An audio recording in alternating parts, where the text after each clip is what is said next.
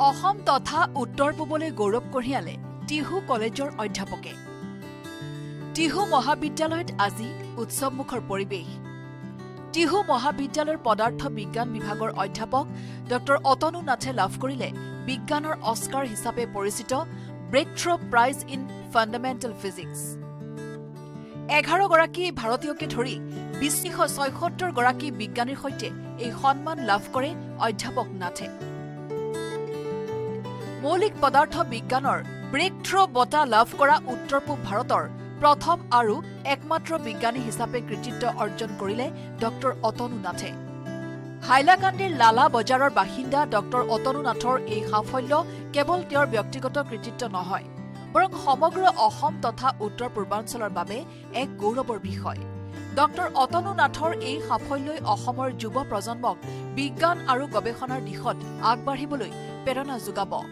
বিশেষকৈ গ্ৰামাঞ্চলৰ পৰা আহি আন্তঃৰাষ্ট্ৰীয় মঞ্চত নিজক প্ৰতিষ্ঠা কৰাৰ এই উদাহৰণে বহু শিক্ষাৰ্থীক নতুন সপোন দেখুৱাবলৈ সক্ষম হ'ব।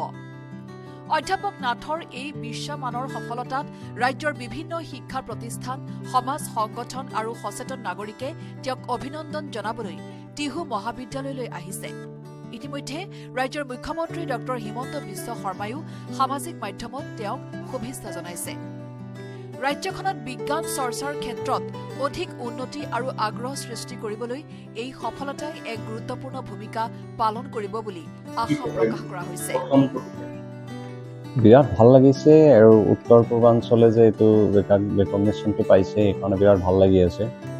আমাৰ এইটো ৰেকগনিশ্যনৰ কাৰণে যদি আমাৰ ইয়াৰ ষ্টুডেণ্টছৰ, বিশেষকৈ আমাৰ টিহু কলেজ যেনেকুৱা গ্ৰামাঞ্চলৰ কৰে ষ্টুডেণ্টছৰ যদি ইনস্পিৰেশ্যন হয় সেইটো কাৰণে বিৰাট ভাল হ'ব। চ' লাগি আছে। আমাৰ এক্সপেৰিমেণ্টটো ময়ে নহয়, আমাৰ ডাঙৰ এটা টীম আছে, এৰাউণ্ড মোৰ দেন 200 চাইণ্টিষ্ট, আৰু 1960ৰ পৰা একচুৱেলি এই হেৰিটো ষ্টাৰ্ট হৈছিল গৱেষণাটো। 1960 চনত জেনিভাৰ চাৰ্ণ বুলি যিটো ৰিচাৰ্চ চেণ্টাৰ আছে, এক্সপেৰিমেণ্ট হেৰি আছে, লেব আছে, তাতে প্ৰথমতে এই মিউন কণা যিটো আছে যাৰ ওপৰত ব্ৰেকথ্ৰ এৱাৰ্ডটো দিয়া হয়, তো তাতে আৰম্ভ হৈছিল।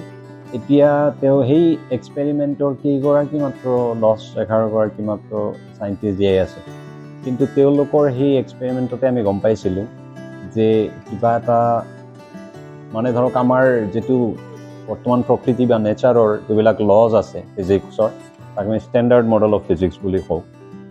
সেই ষ্টেণ্ডাৰ্ড মডেল অফ ফিজিক্সৰ মতে যিটো এই পাৰ্টিকল, এই কণাটোৰ চৌম্বকীয় ধৰ্ম হ'ব লাগে, সেইটো মিলা নাই চাগে, এনেকুৱা এটা ধাৰণা হৈছিল। তো তেওঁলোকে এই এক্সপেৰিমেণ্টটো ষ্টাৰ্ট কৰিছিল। তেতিয়াৰ সেই দিনৰ 1960s টেকন'লজিত ইমান নিৰ্ভুল প্ৰিচাইজ এক্সপেৰিমেণ্ট কৰিব পৰা নাছিল তেওঁলোকে, তথাপিও আমি এটা আইডিয়া পাইছিলোঁ। তাৰ ওপৰত ভিত্তি কৰি আমি আমেৰিকাৰ নিউয়ৰ্কৰ কাষৰ ব্ৰুকহেভেন নেশ্যনেল লেবৰেটৰীত 2003 চনত এটা এক্সপেৰিমেণ্ট কমপ্লিট হয়, যিটো মানে ডাঙৰ ছাকচেছ আছিল।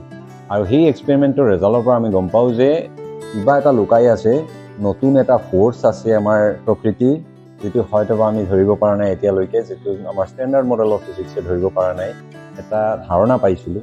ত' সেইকাৰণে ফাৰ্মি নেশ্যনেল এক্সিলাৰেটৰ লেবৰেটৰী বা ফাৰ্মি লেব বুলি যিটো কয়, চিকাগো চিটিৰ কাষত, তাতে এই এক্সপেৰিমেণ্টটো আৰম্ভ হয়। ত' 2017 চনৰ পৰা একচুৱেলি আমাৰ এক্সপেৰিমেণ্টটো ষ্টাৰ্টিং হৈ গৈছিল এক্সপেৰিমেণ্ট। ত' 2017 চনতে মই জইন কৰিছোঁ ইটালীৰ কলাবৰেশ্যনৰ পৰা। ত' এইটো 7 বা 8টা দেশ ইনভলভ আছে তাতে, ইউৰোপ আৰু আমেৰিকা। তো সেই ডাঙৰ টীমৰ মেম্বাৰ হিচাপে গোটেই এক্সপেৰিমেণ্টটোৱে ৰেকগনিশ্যনটো ডিজাৰ্ভ কৰে, আৰু আমি জানো এইটো এদিন ৰিকগনাইজ হ'ব।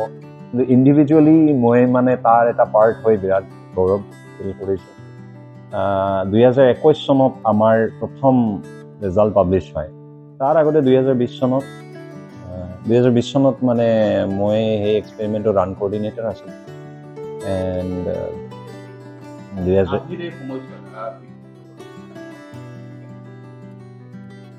মই প্ৰতিগৰাকী গাৰ্জিয়ান আৰু স্কুলৰ শিক্ষক শিক্ষিকা সকলোকে বা সমাজক এইটোৱে আহ্বান জনাম যে আপোনালোকে প্ৰতিগৰাকী ষ্টুডেণ্টক ইঞ্জিনিয়াৰ বা মেডিকেলত ডক্টৰ হ'বলগীয়া এনেকুৱা প্ৰেছাৰ ক্ৰিয়েট নকৰিব।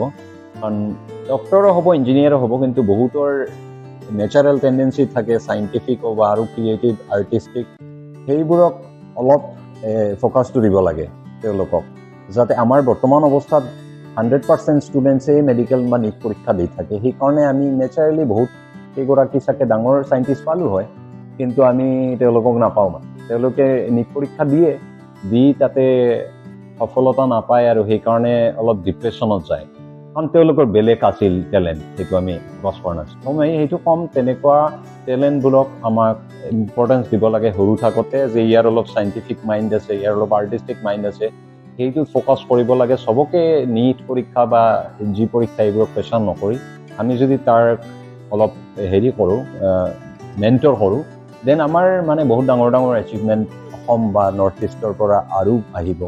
মোতকৈতো বহুত ডাঙৰ এচিভমেণ্ট আহিব বুলি মই আশা ৰাখোঁ। হয়, মই লালাবাজাৰ বুলি এটা টাউনৰ পৰা আহিছোঁ, যিটো আমাৰ ইয়াত টিহু টাউনৰ নিচিনাই সৰু টাউন, মানে অলপ গ্ৰামাঞ্চল আৰু টাউনৰ মিক্স এটা তেনেকুৱাই। ত' তাৰে পৰা আহি এটা বিশ্ব দৰবাৰত যেনেকুৱা এটা ৰেকগনিশ্যন পাইছোঁ, মই মোৰ এইটো হোম টাউনক মই থেংক ইউ জনাওঁ, আৰু মোৰ মা দেউতা আৰু স্কুলৰ শিক্ষক শিক্ষিকা মই যিমান পাইছিলোঁ তেওঁলোকক মই এইটোক মানে ধন্যবাদ জনাওঁ, যে তেওঁলোকৰ কাৰণে পাইছোঁ। আমাৰ সময়ত 90sত এইটো বস্তু মই ক'ব বিচাৰোঁ, আমাৰ 90sৰ সময়ত আমাৰ জয়ন্ত বিষ্ণু নাৰ্লিকৰ বুলি এজন চাইণ্টিষ্ট আছিল, তেওঁৰ এটা প্ৰগ্ৰাম আছিল দূৰদৰ্শনত, ব্ৰহ্মাণ্ড বুলি, সেইটোৱে আমাক বিৰাট ইনস্পায়াৰ কৰিছিল। তো সেইদিনত আমি এইবিলাক নাছাৰ প্ৰগ্ৰাম বা এইবোৰত বহুত বেছি ইম্পৰ্টেঞ্চ আছিল, আমি ইমান ইঞ্জিনিয়াৰিং মেডিকেল শুনা নাছিলোঁ। চ' মেবি এইটোৰ এফেক্ট আছে আমাৰ ওপৰত।